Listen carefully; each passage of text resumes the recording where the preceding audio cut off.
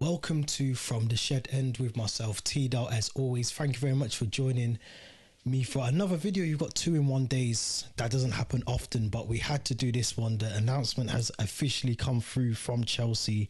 Graham Potter has been sacked as the Chelsea manager. I'm going to read out some of the club statement here. So it says that Chelsea FC have announced that Graham Potter has departed the club. Graham has agreed to collaborate with the club to facilitate a smooth transition. In his time with the club, Graham has taken us to the quarterfinals of the Champions League, where we will face Real Madrid. Chelsea would like to thank Graham Potter for all his efforts and contribution and wish him well for the future. Now, this is the perfect way to end a Sunday, in my opinion, because literally an hour or two ago I put out a video to say that Boehly has to sack Graham Potter before the Liverpool game, and here we are. We're here. He's sacked him, rightfully so as well. I mean, let's go all the way back to September when he took the job on. This was a man that was at Brighton, was doing really well with a team that was mediocre. But I've been calling this man out from day one. From the moment he got the job, there was nothing from Graham Potter to make me think that he is the man that was going to lead us to anything glorious. Nothing. He had to go. He should have not got the job in the first place. Let's be honest. The owners had no option but to sack Graham Potter. After the Southampton game, he should have gone. After Aston Villa at the weekend, coming out and saying that we played well, the boys gave everything. What game was he watching? He must have been watching a totally different game to most Chelsea fans, because we didn't play well. So I'm not sure what he saw that we gave everything to. But this is what we wanted. And now he had to go. He had to go. He couldn't carry on. His job was unsustainable. He could not carry on as the manager of Chelsea Football Club. Let's take it back. Let's talk about all the players that we've signed as well. You know, you're talking about Enzo Fernandez, you're talking about Mudryk, you're talking about Badia Shil, Wesley Fofana, Raheem Sterling, Madueke. Some of the youngsters that haven't even played that much, Chukwuemeka being another one. You know, so many players have come into this squad. So many players. Malagusto, another player, and Kuku's meant to be coming in the summer. There's no way, and I said it on the video that I put out earlier today, there's no way we could carry on in the same form that we had been going on, that trajectory of bad results. We couldn't carry on with that in the preseason and then going into next season with the same attitude. This has actually taken me by surprise. I'm going to be honest. I did not think that the owners were actually listening to the fans, were actually listening to what pundits have been saying. You know, he was under a lot of pressure, and in my opinion, they've done the right thing by sacking him. Whether there's a obligation where he frees up some of his compensation money, then we'll see that eventually. But they've done the right thing by getting rid of him now, because we still have that Champions League game to look forward to. We still have the 2 legs against Real Madrid. We have a big game coming up now on Tuesday that might help some of these players. But it was evident to see that he'd lost the dressing room. He'd lost the dressing room. There were so many things that we're going to talk about this properly tomorrow, but I couldn't really leave tonight without doing this. So you look at the players that aren't playing. You know, Mudryk's been on the bench. You know, Thiago Silva came out, I mean, way before the World Cup, you know, and his wife has been coming out and giving us little subliminals as to what's really going on behind the scenes. And, you know, the whole thing with Mason Mount, everything shifts now. Everything will shift. Everything will shift, should shift with these players now. And these players now have got no excuse. The excuse before was Graham Potter. Now, Graham Potter's left the club. It's all down to the players now. The players have to perform. They have to perform on Tuesday. They have to perform at that Champions League games. They have to perform now, because you've got no excuse. You can't use Graham Potter as your excuse for not playing well. You can't. He had to go. He had to leave the club with 12 points off the Champions League spots. We're in the bottom half of the table. John McGinn scoring his first goal in 50 games against us at the weekend. He had to go. He had to go.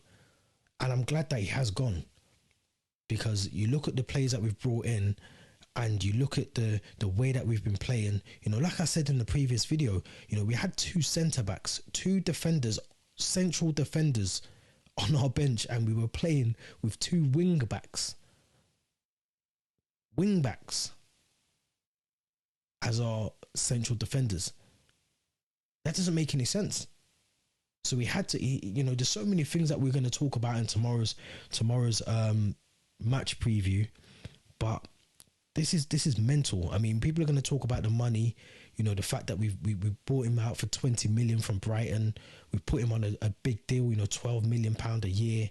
Obviously the compensation package potentially is going to be around the 40 million plus mark as well. So there's a lot of things to factor in, unless there's contractual clauses that are included in those agreements that were signed by Graham Potter and Todd Boehly. But if there isn't, then he walks away with a nice compensation package for his time. You know, he hasn't even seen out the season as Chelsea manager. The pressure was on him. You know, you're not at Brighton, you're not at a club where it's okay to lose 2-0 to Aston Villa. You're at one of the biggest clubs in England, in London. You can't afford to lose those games and come out with this positive, we're going to be okay, guys, we played all right. That doesn't work. And one of the things I've noticed with Todd Boehly, with the hierarchy, is they listen to the fans. Roman done the same, but I think Todd Boehly's a lot more connected to the fans in terms of what the fans are saying on social media, on YouTube, you know, the ground, at the stadium, wherever else. They listen, they're tuned in. And no, not one Chelsea fan over the last couple of weeks has been happy with the performances. So he had to go. I said on the previous video, if it carried on, there was going to be chaos at Stamford Bridge. Chaos. You know, the fans were chanting that he was going to get sacked in the morning, and here we are. So, you know, I think a lot of it goes down to, you know, the fact that he hasn't been performing well. He hasn't got the best out of some of the players that we've brought in. It just hasn't worked for him. So,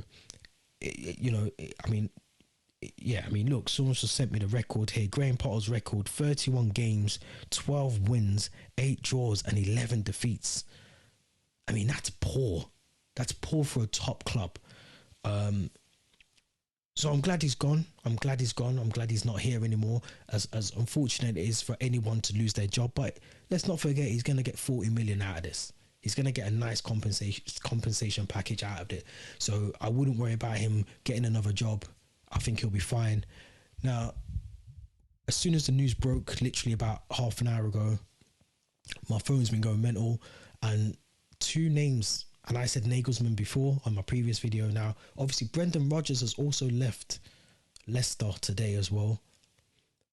A part of me thinks the owners, Todd Boehly, the ownership, were waiting for someone like Brendan Rodgers, who was also, if you remember, he's been previously interviewed for this job before. I think before Frank Lampard got the job. I think he was interviewed then for the job, or maybe before then, but he was interviewed for the job at Chelsea on I think on 2 separate occasions. Now, Brendan Rodgers is a manager that would worry me more so, very much similar to Graham Potter. I think we need to get a big name, and we need to go and get Nagelsmann now, and not wait for Brendan Rodgers, who's been struggling at Leicester, who didn't win the league with a really good Liverpool team. You think back to that Liverpool team when he potentially could have won the league, and they dropped the ball against Crystal Palace that game. We need to go and get Nagelsmann right now and bring him in.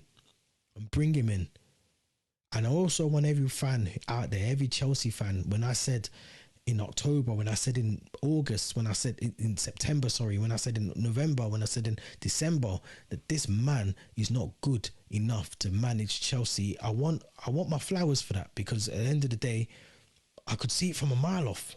This guy is not good enough to manage he's not even managing, he couldn't manage the development squad.